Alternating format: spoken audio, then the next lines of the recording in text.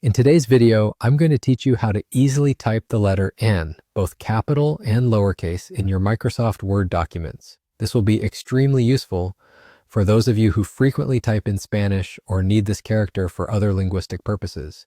Let's get started. First things first, open up your Microsoft Word document where you want to insert the N.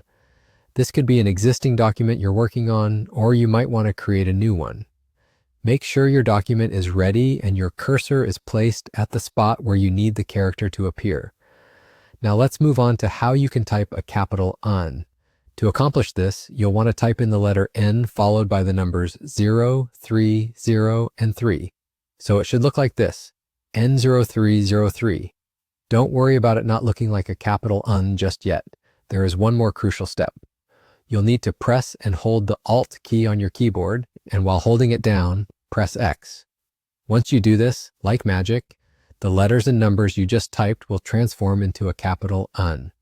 Continuing on, if you need to type a lowercase Enye, the process is just as straightforward.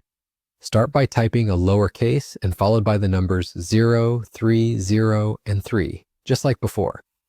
Your sequence should now look like this, N0303. Again, this may not immediately appear as a lowercase Enye, but here's where you work your keyboard magic. Hold down the Alt key, and while doing so, press X. And there it is, your lowercase Enye will appear on the screen, ready to be used in your text. With these steps, you can easily incorporate both the capital N and the lowercase Enye wherever you need them in your Word documents. This method is quick and doesn't require you to scroll through character maps or hunt for symbols every time you need this specific letter. And just like that, you're done. You've now learned a simple keyboard shortcut that can save you time and help maintain the flow of your typing whenever you need to include the N character.